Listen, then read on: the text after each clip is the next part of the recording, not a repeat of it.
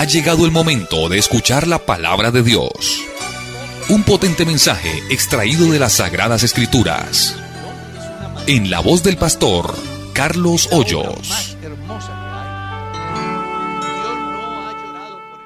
Pastor, si una joven cristiana aprende el arte de maquillar porque le gusta, al momento de que la persona a la cual está maquillando le llegase a preguntar por qué ella no se maquilla, la joven cristiana estaría con falta de autoridad espiritual para hablarle sobre sus razones o sobre Dios.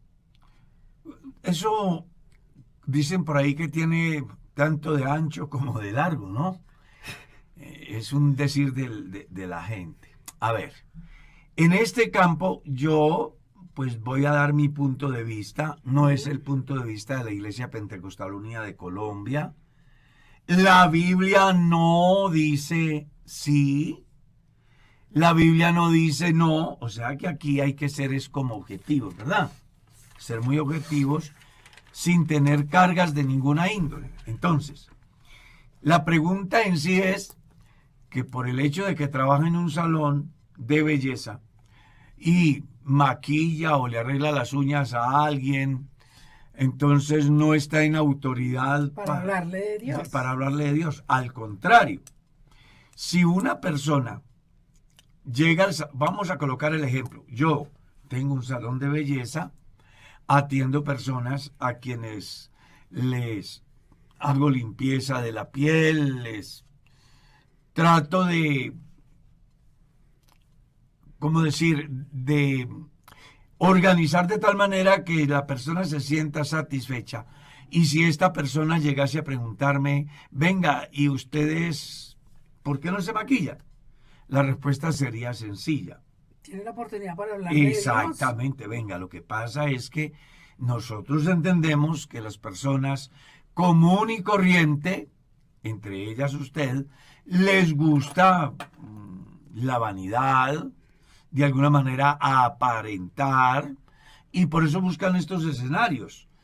Pero en mi caso no lo hago porque yo vivo feliz con el color de mi piel, con la forma como Dios me ha hecho, porque yo entiendo que Dios no ha hecho nada imperfecto.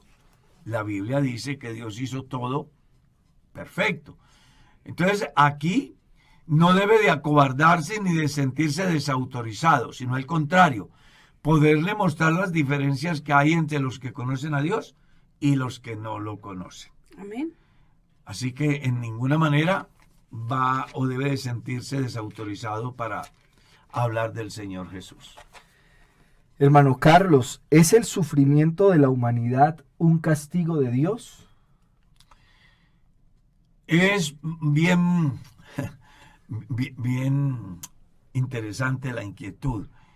Yo diría que a veces sí, a veces no. En la historia uno encuentra juicios de Dios como consecuencia de la desobediencia de un gobernante, como el caso de Faraón, los castigos que se dan allá, el castigo que se dio en Sodoma y Gomorra, el castigo en el diluvio, ¿cierto? Fueron consecuencia del pecado.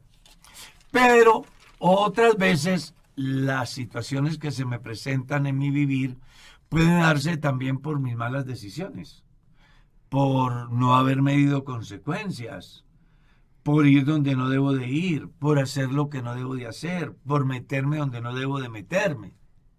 Entonces, hay cosas que sí vienen como un juicio de Dios, hay cosas que yo hago el camino y de una manera natural recibo la consecuencia. ¿Está claro? Sí. Entonces, vengo bien caloroso del trabajo y digo que el agua no sabe que yo estoy caloroso y me meto al baño a echarme el duchazo. Sí. Y salgo de allá torcido. ¿Un castigo de Dios? ¿O más bien fue la consecuencia de falta de poner cuidado?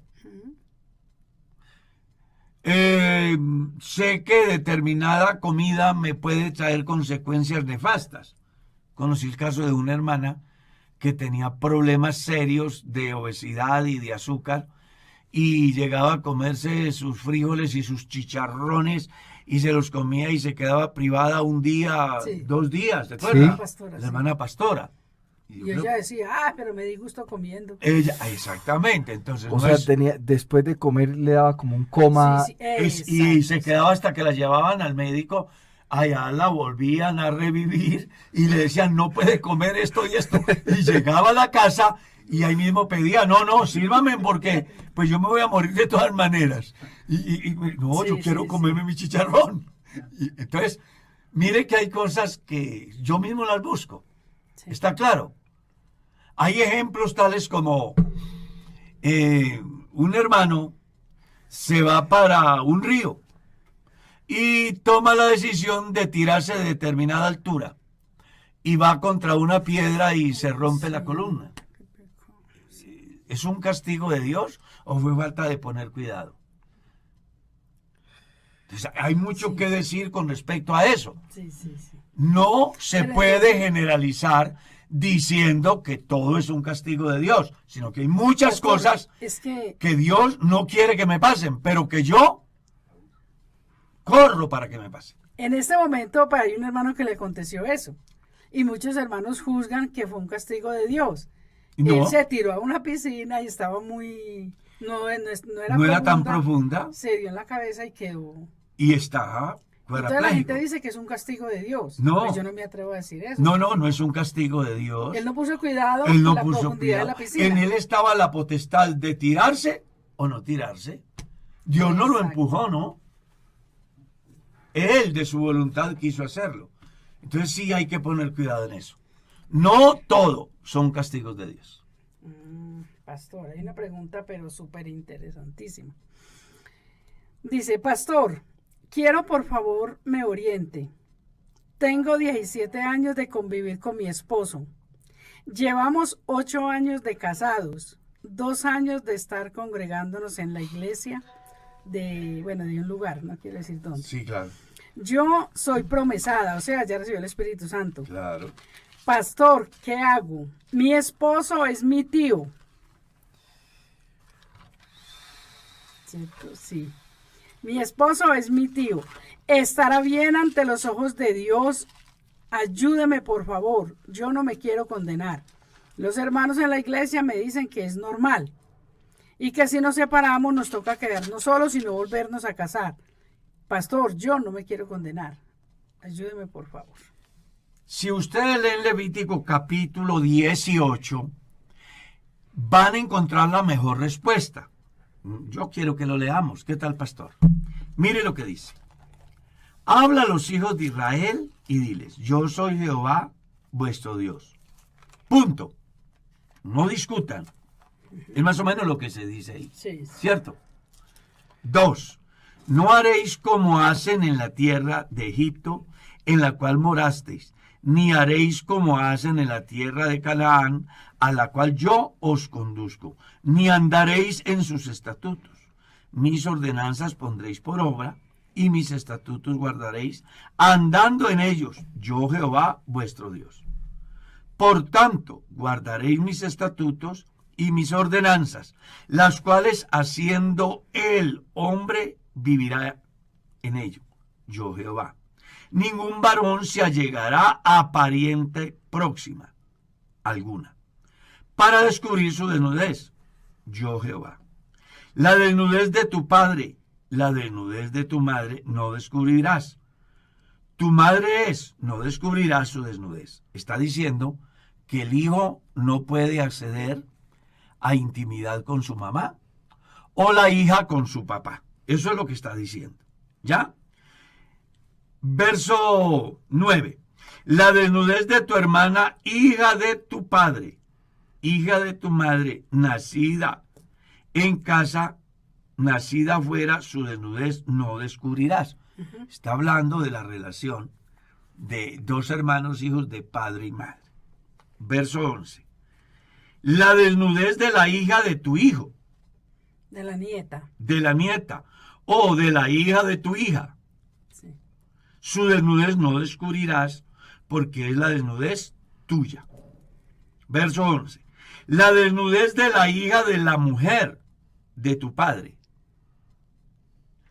La desnudez de la hija de la mujer, O sea, entenada. media hermana, Su hermanastra, sí. su hermanastra. Porque dice la desnudez de la hija de la mujer de tu padre, engendrada de tu padre, tu hermana es. Claro. Hermanos medios, ¿cierto? Medio hermanos, sí, medios señor. hermanos o hermanos medios. Sí. Verso 13. La desnudez de la hermana de tu madre no descubrirás, Cuñada.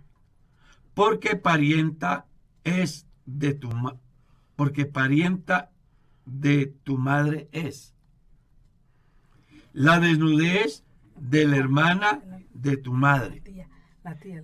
Está diciendo que el sobrino no se puede casar o acceder sexualmente a Sí. la tía. La desnudez del hermano de tu padre, El tío. o sea, el tío. El tío. Dice, la desnudez del hermano de tu padre no descubrirás. No llegarás a su mujer, es mujer del hermano de tu padre.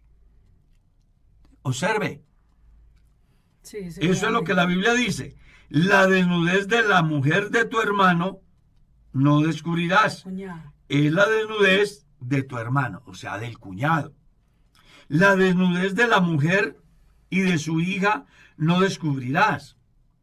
O sea, no puede tener vida sexual con la mujer y a la vez con la hija, o sea, la antenada. ¿Cierto? Eso es lo que está diciendo. Y la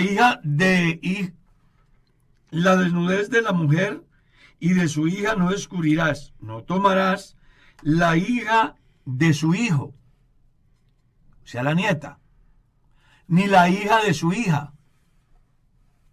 Dice, para descubrir su desnudez, son parientes. Dice, es maldad. No tomarás mujer juntamente con su hermana, o sea, mi esposa y la cuñada, para convivir con ellas, dice.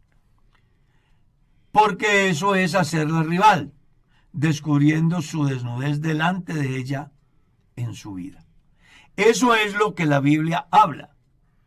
Entonces, con respecto a la pregunta de nuestra hermana, le voy a dar dos opciones. Una bíblica, que se separe, porque es su tío, y Dios dice que no. Alguien dirá, no, es que eso era en la ley. Bueno, es que en la ley también dice no cometerás adulterio. ¿Y entonces qué? Entonces la Biblia dice que no. Eso es lo que dice la Biblia. Dos, le recomendaría que acudiera al tribunal eclesiástico de su distrito y pidiera información al respecto. Yo entiendo que en su vida de pecado, porque ella dice 17 años, después se casaron a los 7 años de estar conviviendo, y después entendieron el evangelio y llegaron a la iglesia. Uno entiende que en el momento no hay maldad. Es decir, cuando ellos toman su decisión de caminar con Dios, lo hacen porque necesitan a Dios. Pero les genera la inquietud acerca de si esa vida que lleva ahora es agradable a Dios. La respuesta, desde el punto de vista bíblico, no está correcto. Hay un caso muy interesante en el capítulo 5 de la primera de los Corintios. ¿Recuerdas aquel muchacho que vivía con la mujer del papá? Y eso generó una problemática seria en Corinto, de tal manera que Pablo entrega al muchacho a Satanás, reprende a la iglesia por tolerar el pecado de incesto. Y bueno, afortunadamente, Dios en su infinita gracia ha tratado con el muchacho, ha reaccionado, se ha arrepentido de verdad, ha venido a buscar ayuda y la iglesia aún sigue firme, no queriendo aceptarlo. Pablo interviene para que al fin comprendan que fueron problemas del pasado y que el hombre ya se ha reivindicado en su relación con Dios. Entonces aquí es importante que la persona que tiene este semejante problema, Oiga, sí. es que es muy grande el problema, Hombre, pues tome una decisión. Hable con su compañero y dígale, vea, yo no puedo porque tengo este problema y yo quiero ser salvo y salva, y también quiero que usted sea salvo. Con respecto a la segunda parte, nos dicen que no nos podemos casar. No, una vez que sean libres por la ley, porque deben de hacer un trámite ante el Estado, ella podrá volverse a enamorar de alguien que no sea un familiar y casarse. Y él podrá enamorarse de una persona que no sea familiar y casarse y seguir su vida cristiana, porque ya no estarán en ese campo tan delicado como es el de pecar contra Dios al convivir con el tío o con la sobrina, porque esto Dios lo prohíbe tajantemente. Pero que si después de solucionado el problema de ellos dos ante el Estado civil, toman la decisión cada uno por su lado de volverse a enamorar, podrán y no tendrán ningún problema para casarse. Por eso les estoy dando la orientación en el sentido de que acudan al tribunal eclesiástico de su distrito, hagan el comentario de una manera concreta pero diciente, y yo sé que estos hombres de Dios podrán orientarles acerca de pasos a seguir. Pero desde el punto bíblico no es permitido que la tía se case con el sobrino o que el tío se case con la sobrina. Es pecado delante de Dios. Amén, hermano Carlos. Hay otro caso, pastor, que viene a mi mente. Y puede ser que está. Porque si a mí me llegó ese caso, pues puede llegarle a otro. O lo pueden estar viviendo. Yo administraba una iglesia a un pastor, es decir, como pastor superior, había un subalterno, un pastor que estaba en una condición en el campo administrativo que dependía de mí. Resulta que un día viene a la iglesia y me dice, pastor, tengo una parejita para bautizar. Y yo le dije, claro, la bautizamos. Me dijo, pero es que no son casados. Le dije, pues instruyalos para que se casen. Y entonces los bautizamos. Me dijo, es que son hermanos, hijos de papá y mamá, y tienen hijos. ¿Ves? Uno piensa de que eso no se da. Sí se da. Pueden ser excepciones, pero las hay. Y yo, como pastor, me tocó atender un caso de esos. Entonces me tocó decirle al pastor, por favor, siéntese con la pareja, enséñeles el evangelio y hágale saber que por ahí no se puede. Que esa es una manera incorrecta de vivir su vida. Dios tiene una reglamentación al respecto y como tal, pues debemos de cumplirla.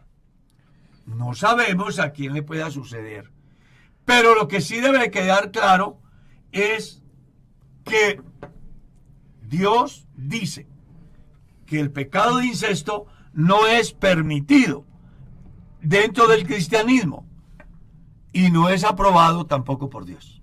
Amén. Amén. Hermano Carlos, acá hay una pregunta, un cambio drástico de tema, ¿no? Pero si un hermano firma una autorización para donar órganos, sus órganos que quedan servibles cuando muere, ¿el cristiano puede realizar esto? ¿Donar sus órganos? Le voy a hablar desde mi punto de vista porque hasta hoy no conozco dentro de la reglamentación de la iglesia una posición que diga sí o no. Pero le voy a hablar desde mi punto de vista. Escuchen, no es ¿cómo se dice? Una postura de la Iglesia Pentecostal Unida de Colombia. No, es lo que yo pienso.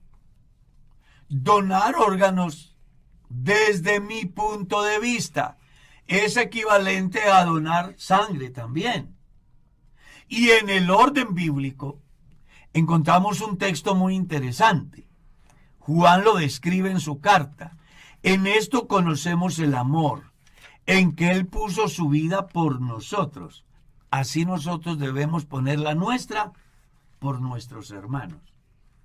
Entonces, si un cristiano necesita sangre y yo tengo el tipo de sangre y con mi sangre puedo salvarle la vida al hermano, es apenas normal que yo lo haga. En consecuencia, si yo por alguna circunstancia me voy, pero quedan buenos mis ojos y hay un hermano o una persona cualquiera que los necesita y le sirven, pues yo no tengo problema en donarlos. Yo ya cumplí mi ciclo sobre la faz de la tierra y si mis órganos le han de servir para calidad de vida de otra persona, pues pienso que está bien hacerlo. Pero aclaro, es mi posición, mi pensamiento. Respeto lo que la organización como tal piense. En mi caso personal, yo no tengo problema. Y me gustaría que mi familia no le viera problema. Donar mis órganos servibles para que le sirvan a otro que no tiene calidad de vida a causa de la falta de uno de mis órganos. ¿Quieres entender? Sí, completamente. Digamos que es que la gente, pues no sé, tendrá alguna postura sobre el hecho del cuerpo y el levantamiento cuando Jesucristo venga, el estar incompletos, por ejemplo, podría ser. Pero sí que qué interesante su postura, o sea, plantearlo desde la misericordia y el amor a otros a través del uso de órganos que ya a mí no me van a servir, no me van a funcionar, pero que a otra persona, exacto, que no lo necesito ya, y que a otra persona le van a salvar la vida y le van a dar muchos años y calidad día a día. Sí, entonces es interesante, imagínese 2 retinas, 2 pulmones, 2 riñones, un hígado, un corazón, ¿por qué no un hueso? Hueso. Piel. Entonces hay muchas estructuras que usted como médico sabe, claro, que el ser humano es un viaje de repuestos, digamos así. Algo así. Pues mire que alrededor de eso se teje toda esta cultura del tráfico de órganos. Por ejemplo, o sea, es decir, cómo puede funcionar a partir de un cuerpo que ya dejó de existir otra persona que tiene una necesidad urgente de recibir algún órgano. Así que sí, yo creo que es importante decirlo, Irma, si me lo permite a mí, claro, ya no como pastor, sino como médico, motivar de algún modo a algunos hermanos. Aclaramos que no es la posición de la Iglesia Pentecostal Unida de Colombia. Repito, no estamos hablando a nombre de la Iglesia Pentecostal Unida de Colombia. Está hablando un ciudadano común y corriente y un médico, que desde nuestra visión pensamos que si uno de nuestros órganos le sirve a alguien que inclusive no sé quién sea, pero que le da calidad de vida, yo ya no lo necesito. Porque no sé si las personas que están en el programa se darán cuenta que yo no soy yo. Me explico. Este vehículo es el medio donde yo me muevo. ¿Está claro? Sí, señor. El día que Dios determine que yo abandone este vehículo, pues podrán utilizarlo para repuestos, si algo sirve. Porque mire que aún en vida, ¿no? Las personas, seguro acá habrá algunos de nosotros, y en nuestra iglesia hubo un joven que falleció esperando que le donaran un riñón, y ya estaba como todo el proceso listo, pero hubo una complicación. Entonces, de seguro que si nosotros tuviésemos un familiar muy cercano con una insuficiencia renal crónica en estadio avanzado, que requiriera de uno de nuestros riñones, nos hicieran los exámenes y mi riñón le sirve, por ejemplo, a mi hermana menor, de seguro que yo no lo dudo un segundo en donarle uno de mis riñones para que ella no solo mejore su calidad de vida, sino que pueda vivir, porque si no se le hace ese tratamiento, se puede morir. Entonces yo creo que puesto en ese plano, a veces si es mi hermano o mi familiar, yo lo donaría.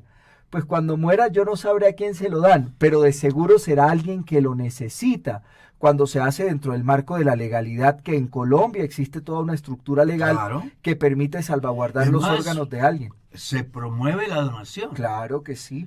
Y le cuento una anécdota de la vida real.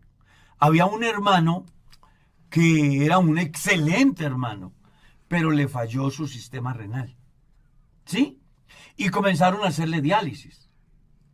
Y un día, un fanático del fútbol parece que había dado autorización de que él donaba sus órganos. Y el día que su equipo queda campeón, se tira él a la calle en su moto y muere en el accidente. Lo llevan al lugar donde le hacen los exámenes pertinentes y descubren que es el riñón que el hermano necesita. Le han sacado el riñón al joven que ya está muerto y se lo han instalado al hermano. Y él vivió. Dice que después de muchos años, perdonen la palabra que voy a decir, volvió a orinar.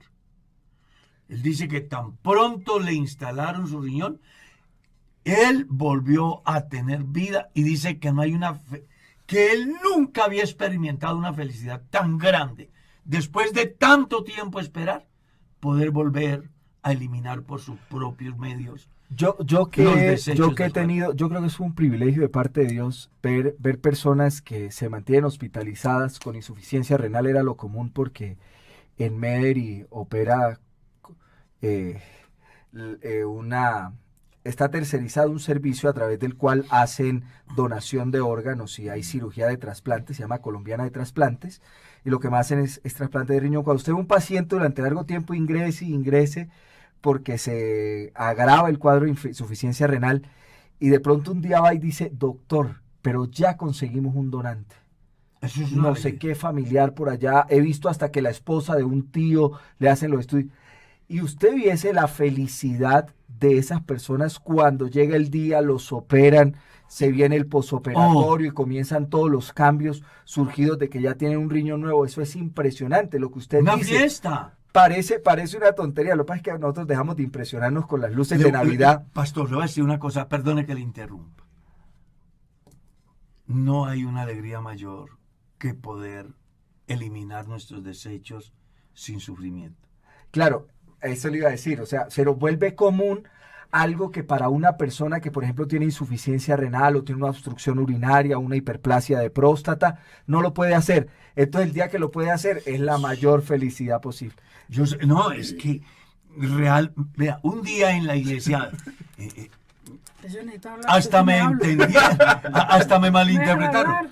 Bueno, hable, pero déjame decir que casi me olvido. Hable, pero espere. Sí. Un día en la iglesia, en un día de acción de gracias, creo que fue, que yo le dije a la iglesia, cuando vayas al baño y puedas eliminar tus líquidos de una manera natural, da gracias a Dios. Es que yo creo que la riqueza más grande no es las cuentas en el banco, es la salud. Cuando uno tiene salud, lo tiene todo.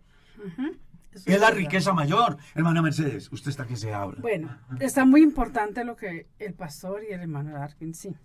Pero entonces, yo creo que la persona tiene la inquietud como guía espiritual, pastor, ¿en qué le puede afectar a una persona donar sus órganos? En nada. En la fe. En nada.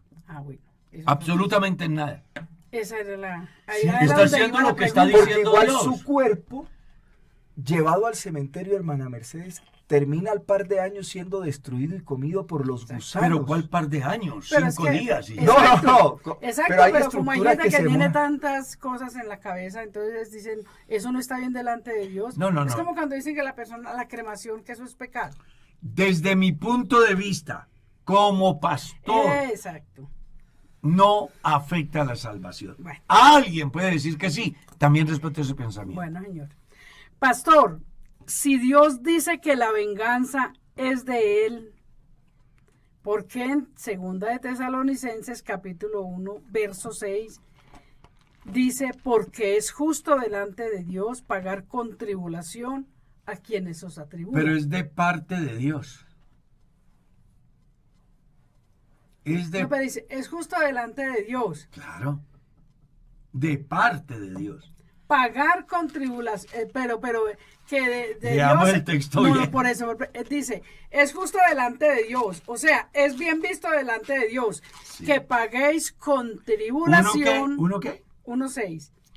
Dice, pues nuestro evangelio no llegó a vosotros en palabras solamente, sino también en poder en el Espíritu Santo y en plena certidumbre, como también sabéis cuáles fuimos entre vosotros por amor de vosotros.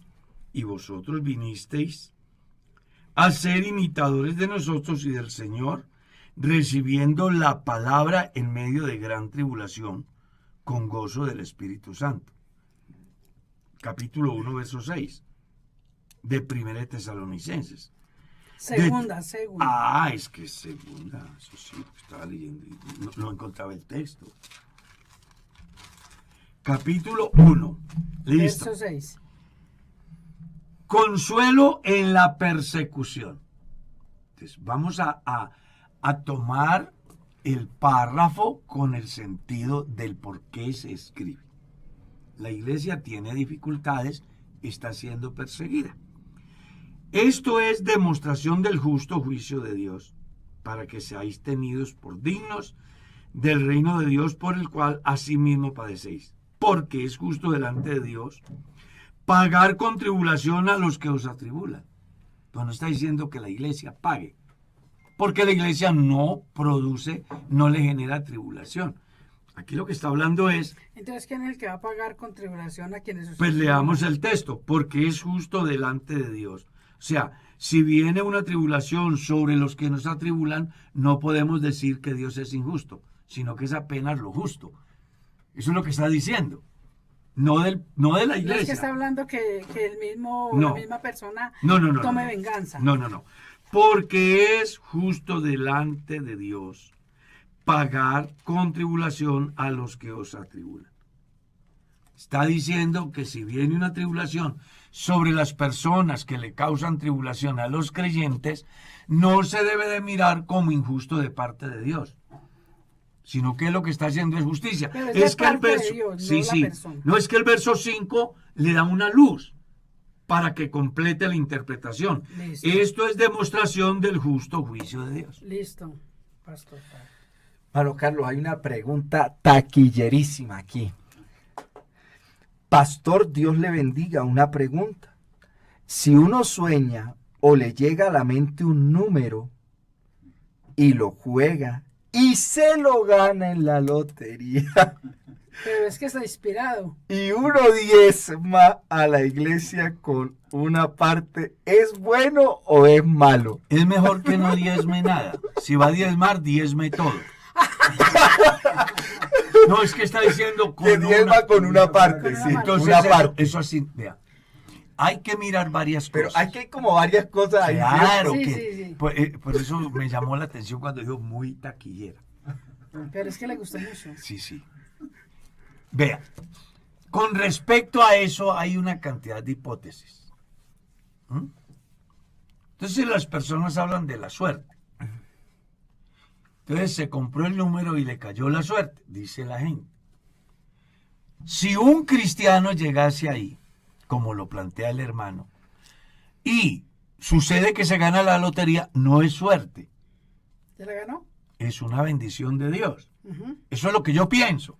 Porque los cristianos no tenemos ni buena suerte ni mala suerte.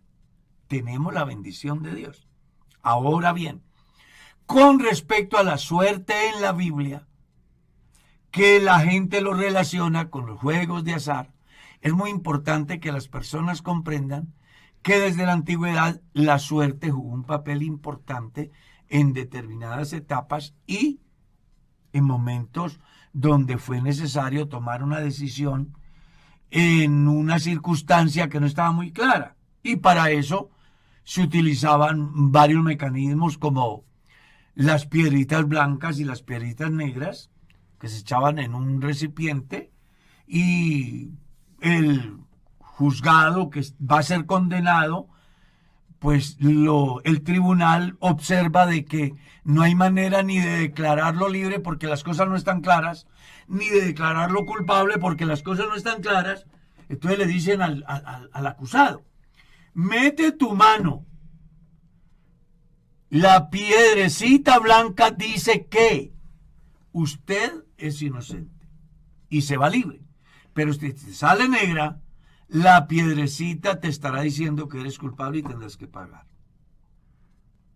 Por eso es que Apocalipsis hace una alusión a eso. Sí. Donde ya no pone al hombre a meter la mano, sino que Dios metió la mano. Y dice, y si vence, le daré una piedrecita blanca. Es que no vaya a creer que las cosas aparecen en la Biblia por casualidad. Tienen un verdadero sentido.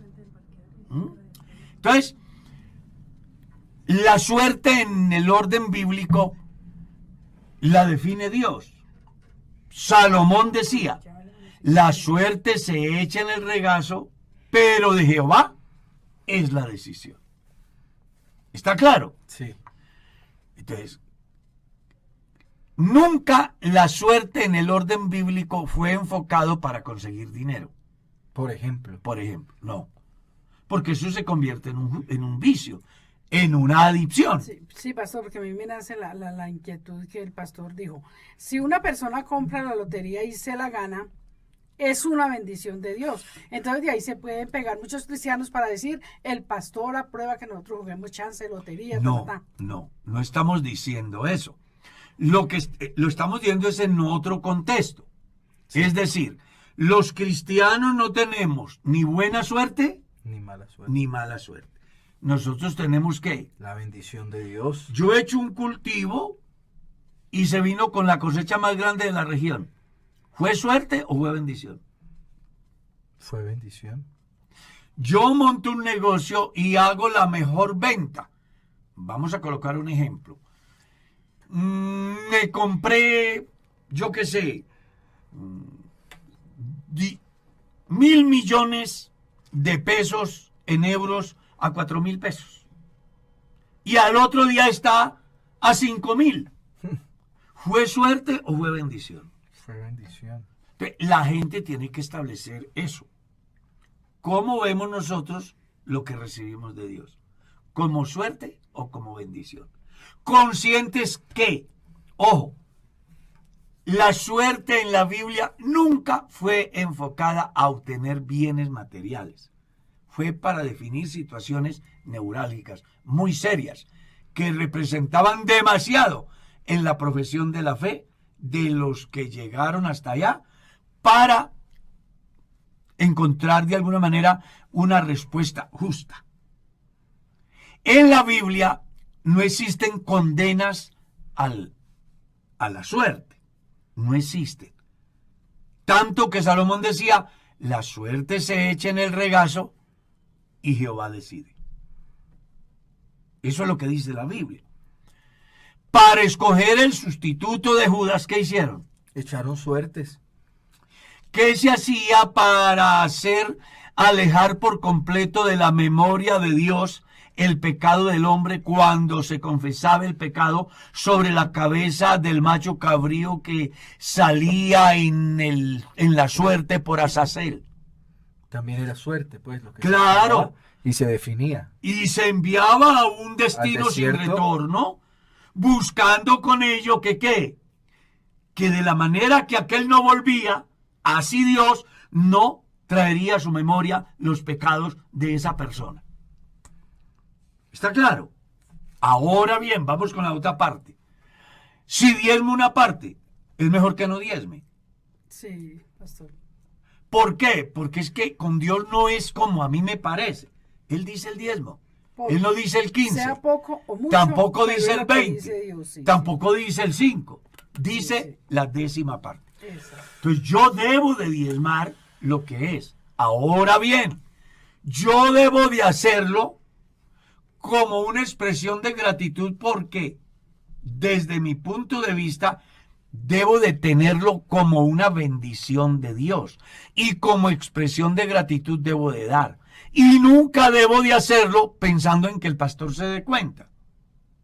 ¿Ya? pastor, es que me gané la lotería y aquí están los diezmos. No, usted debe de llevar sus diezmos al lugar que se ha escogido para entregar los diezmos. Y ese es el alfolí. Sea poco o sea mucho, deben de llegar.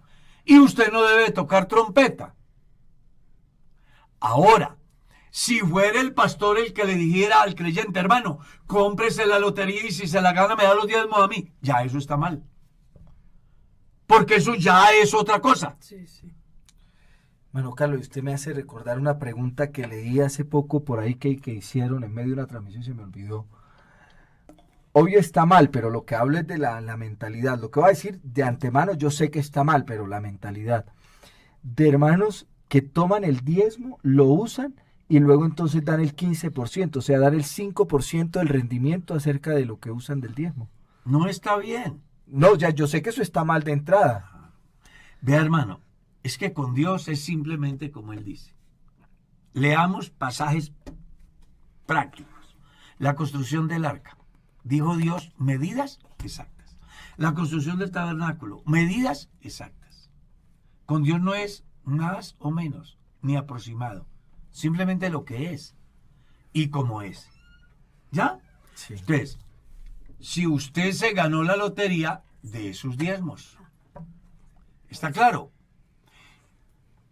No de una parte, porque eso es igual a pensar que a Dios se tranza como se tranza al niño de la casa. Dios sabe todo. Como para agradar al pastor. Sí. Por ejemplo, eso no tiene sentido. Los diezmos no se comparten entre las iglesias pobres, entre comillas. No, es que son 10 millones de pesos y entonces va a mandar 2 millones para el hermano Julano que está en una iglesita muy pequeña. Y como en esta iglesia no se necesita tanto, va a dar 200,000. Es que usted no puede disponer de lo que no es suyo. Disponga de lo que es suyo. Pero lo que es de Dios, es de Dios. Y en el lugar que Dios escogiere, es ahí donde usted debe de llevar lo que es de Dios. Y ya. Eso es algo muy serio. Porque nosotros conocemos un hermano de que, porque no estaba de acuerdo con el pastor, entonces comenzó a guardar los diezmos. Me recuerdo que los guardaba detrás de un bafle. Sí. Que cuando viera otro pastor... Que fuera digno. Que fuera digno de esos diezmos. Y el hijo ahí se los robó. Y lo triste es que el hijo era gay. No, es que así hubiera sido como hubiera sido. No, pero mire usted, el pastor que predicaba la palabra, que les enseñaba, no era digno. Pero su hijo, que era gay, sí, porque él fue el que se los llevó. Entonces, las personas tienen que aprender a hacer las cosas como son.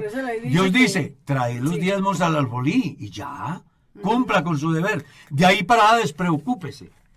Que Dios lo bendice a usted por su fidelidad y también hará justicia en caso de que ese recurso sea mal direccionado. Amén. Sigamos. Pastor, ¿por qué razón un creyente puede ser disciplinado en un cargo local? Por muchas razones. Un creyente puede hacerse acreedor a la disciplina desde el punto de vista del reglamento interno cuando genera controversia dentro de un equipo de trabajo. Eso es lo que dice el reglamento. Las personas que se nombran en un comité deben de trabajar en armonía con su pastor. Si la persona nombrada no llena las demandas que implica ejercer ese cargo por alguna circunstancia, el pastor puede reemplazarlo por otro. Si ese creyente genera controversia, busca la forma de dañar a los demás en contra de la autoridad de la iglesia que es el pastor tiene la autoridad de retirarlo, así sea al mes de nombrado. Porque en el reino de Dios se rige por autoridad. Yo soy pastor. Tengo más de 40 años de pastor. Cuando yo salí del ministerio, creo que algunos de los que son mis superiores hoy no habían nacido. Sin embargo, hoy son mis superiores. Ellos me pueden a mí disciplinar si voy en contravía de lo reglamentado por la iglesia, que fue aprobado por la Asamblea Nacional de Pastores. Entonces, un creyente puede ser puesto en disciplina por indisciplina. Valga la redundancia, ¿no? Puede ser puesto en disciplina por indisciplina. Puede ser puesto en disciplina por comportamientos de orden moral. Que van en contra de la moral. Claro. Puede ser puesto en disciplina por levantar de alguna manera alguna sedición dentro de la comunidad. Por ejemplo. Por ejemplo, hay una cantidad de factores. ¿Y esa disciplina está de acuerdo con cada pastor? Pues es Los potestativa de cada pastor. Claro, los pastores, dependiendo de la visión que ellos tengan y el conocimiento que tengan del Dios que adoran y del reglamento interno, podrán proceder. Porque también hay casos donde, hombre, se ponen disciplinas que no tienen sentido. Ujú. Hay que decirlo también. Porque también se manejan extremos. Yo fui a una iglesia donde pusieron en disciplina a un muchacho porque hizo un comentario que no era inmoral, que no era vulgar con respecto a determinada situación. Entonces el pastor se ha dado cuenta, lo llama y lo pone en disciplina por un año. Venga. Sin embargo, cuando yo llegué a la iglesia, me contaron el caso y por respeto a mi compañero y por ética, yo le dije, usted está en disciplina y quede en disciplina hasta el día que el pastor dijo. Desde mi punto de vista, eso no merece una disciplina. Siéntese, hablemos, las cosas son así, busquemos salidas, corrijamos esto. Pero el pastor, para dejar ver que era la autoridad, entonces fijó una postura, yo la respeté hasta que se cumplió el tiempo, pero no estuve de acuerdo. Porque es que todo extremo es malo. Todo extremo es malo. Ser tolerante hasta el pecado. O ser extremado hasta el fanatismo. Ambas cosas destruyen al creyente. Por eso Dios dice, ni a la derecha Ni a la izquierda. ni a la izquierda. Amén, hermano Carlos. Esto es buenísimo aquí. No, y es que hay unas preguntas interesantísimas. Taquilleras. Ahora preguntemos de manera, ¿qué es una pregunta taquillera? Hermano Carlos, mire este caso. Mis hijos y yo compartimos gastos y a mi hija se le ocurrió traer un hombre a darle techo y comida porque a este hombre se le acabaron los recursos y ella le va a dar protección por un mes. Yo no estoy de acuerdo. Ella me dice que cuál es mi Dios porque ella entiende que Dios protege al necesitado. Pues hay que mirar es el campo sentimental. Porque si la joven es tan generosa, hay cualquier cantidad de ancianatos que requieren de ayudas. Hay fundaciones donde pasan dificultades. Entonces, hay que mirar es el contexto. Sí, ¿cómo está ¿Qué ocurriendo? hombre, quién Claro, es? ¿Por qué? claro. ¿Por qué llegó ahí? Ahora, si la quieren ayudar mucho a la persona, entonces págale en un arriendo, una como se ha piecita. hecho, sí. Nosotros lo hemos hecho. Sí, se le Ha cambia llegado cada gente vez. en una crisis enorme. Yo a mi casa no meto un desconocido. Por ningún motivo. Incluso a un hermano. ¿Por qué? Porque nosotros estamos en un tiempo donde desafortunadamente se cumple el texto de San Mateo, ¿no? Por causa de la maldad, El amor de muchos se enfriará. Entonces, ¿qué es lo que yo hago? Llegó una persona un día a la iglesia. Pastor, es que no tengo dónde quedarme. Él venía de la Dorada Caldas, con camisita de manga corta, a las 6 de la tarde, ¿lo recuerdas? Cuando éramos pastores en La Victoria. Entonces, lo que me habían dicho a mí en la iglesia, porque estaba recién llegado, es, no se confíe de nadie, que la gente aquí, por aquí hay mucha inseguridad y no se le puede abrir la puerta a cualquiera. Donde nosotros veníamos, la gente toca la puerta, uno le abre la puerta y se van hasta la cocina. ¿Cierto? No hay problema. Pero aquí sí me dijeron, es muy peligroso. Pues, con esa advertencia, llega el hombre y yo con ese sentir humano le dije, uy, no dejarlo en la calle, con frío, con hambre. No, mi corazón no me da para hacerlo. Pero tampoco meterlo a mi casa porque no sé quién es. Claro. Entonces lo sentí y le dije, hermano, Yo no sé quién es usted, pero si nos ponemos de acuerdo, yo puedo ayudarlo. Y yo, claro, pastor. Y vea, le voy a dar comida y le voy a dar hospedaje. Vas a dormir acá en el tercer piso, haga todas sus diligencias, porque te voy a echar llave. Y mañana, cuando te vayas a ir, te abro la puerta, te doy desayuno y te vas. Sí. Porque yo pensaba ambas cosas. Si yo lo dejo en la calle y le pasa algo y me llego a dar cuenta, sería muy duro para mí, ¿verdad? Pero si lo entro a mi casa y atenta contra mis hijas o contra mi propia vida, como ha sucedido, que hay personas que le han abierto la puerta a alguien y por robarlo los matan. Sí. Entonces la Biblia me dice que sea prudente como serpiente y sencillo como paloma. Entonces aquí lo que tiene que mirar la persona es ¿por qué quiere llevar a esa persona? ¿Es su amante? ¿Es su futuro esposo? ¿Por qué? Y si es tan importante y no quiere que sufra, pues entonces pónganse de acuerdo, páguenle en una piecita el mes y si tienen que mandarle la comidita, mándesela, yo qué sé, pero no se echen responsabilidades que mañana le pueden traer consecuencias. Recién convertido, nosotros le abrimos la puerta a un personaje llamado Cristiano y se acostó y no amaneció y se llevó hasta la prenda de matrimonio de mi mamá y de mi papá. Nos robó. Entonces, ya sabrán entender por qué es que decimos que en ese caso es mejor pagar.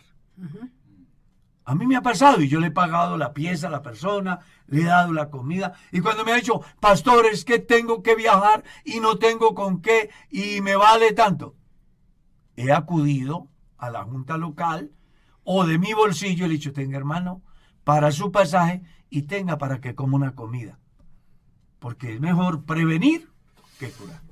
Siga. Dice, disculpe mi insistencia. ¿Existe el seno de Abraham? ¿Y a dónde van los salvos y a dónde van los no salvos? Mientras se espera la resurrección del juicio de Dios.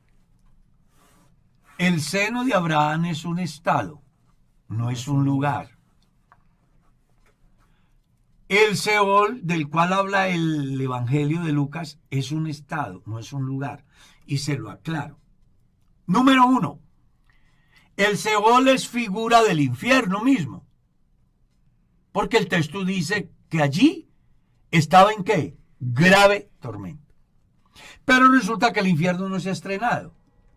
Según San Mateo, capítulo 25, el verso 31 en adelante, usted encuentra que los que no trataron bien al pueblo de Israel fueron lanzados al lago de fuego. Y dice la Biblia, preparado para el demonio y sus ángeles. El infierno es un lugar que no se ha estrenado. Y el cielo es un lugar que no se ha estrenado. Para que se estrene, tienen que darse dos cosas. Una, en el campo del cristianismo, que Jesucristo venga por su iglesia. En el campo de los que no son cristianos, que sean juzgados y entonces se les defina su eternidad. El ejemplo que menciona el Evangelio de Lucas está hablando más bien del estado de conciencia en que la persona parte. ¿Está claro? Por eso hablamos que es un estado.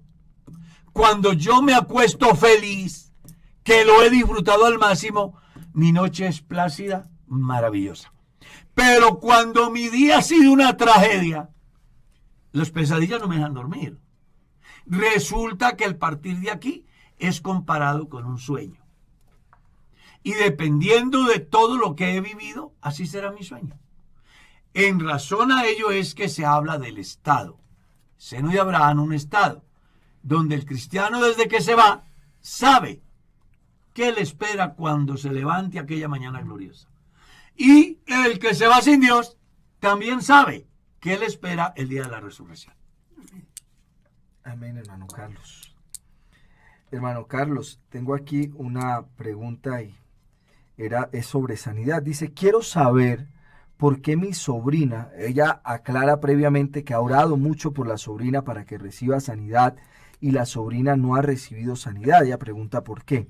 y tengo un niño paralítico y yo quiero que Dios me lo sane. ¿Qué me aconseja? Está bien que quiera. ¿Quién no quiere que nuestra familia sea sana? Eso está bien. Pero de ahí a que sea sano, es otra cosa. Entonces, vamos a tratar como de ayudar a la gente porque la gente no ha podido entender algo que es fundamental. La salud como la enfermedad son parte de la vida. La abundancia como la escasez es parte de la vida. El amor como el desamor es parte de la vida. La honra como la deshonra es parte de la vida. Estar arriba o estar abajo es parte de la vida. Ser honrado o ser deshonrado es parte de la vida. Entonces yo lo que tengo que aprender a aceptar es que todo lo que me pasa es parte de la vida. Y la mejor explicación de eso es, oramos por un enfermo y se sana. Oramos por otro enfermo y se muere. ¿Qué pasó ahí? Dios escuchó una oración y no escuchó la otra. Escuchó ambas. Pero en su soberana voluntad, Él decide quién vive y quién no. Quién se sana y quién no. ¿O acaso no entendemos el Padre Nuestro que dice, hágase su voluntad en el cielo y después en la tierra? Así es.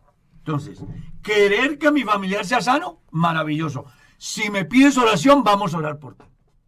Pero debes de saber que la oración del cristiano no debe ser impositiva, sino más bien reconocer la soberanía de aquel a quien le pedimos. La potestad suprema que él tiene para decir sí o para decir no.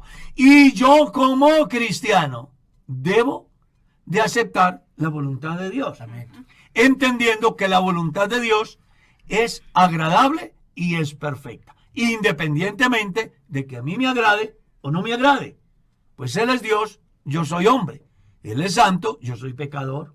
Él está en el cielo, yo estoy en la tierra. Él es eterno, yo soy mortal. En ese orden de ideas, la oración de los cristianos siempre debe de hacerse. Señor, obra en la salud de mi hermano, mi tío, mi sobrino, mi amigo, perano o merengueo, según tu voluntad. Porque puede ser que yo estoy diciéndole a Dios, hágalo, hágalo. Y Dios dice, pues es que lo necesito aquí. ¿Y qué hacemos ahí? O quiero que esté aquí. En la Biblia hay enseñanzas donde hubo gente que le pidió a Dios por algo. Y Dios dijo, vea, no ore por ese pueblo que yo no voy a escuchar. Es decir, no voy a hacer lo que usted quiere. Y cuando Samuel se echó a morir por la muerte de Saúl, dijo, no ore más que yo ya lo deseché. Así que no venga a pedir aquí. Es que con Dios es así. Y como Él es soberano, yo estoy hablando aquí y en este instante Él puede cerrar el oxígeno. Y entonces Dios es injusto. No. Él es el dueño de mi vida. Y Él sabe, permite.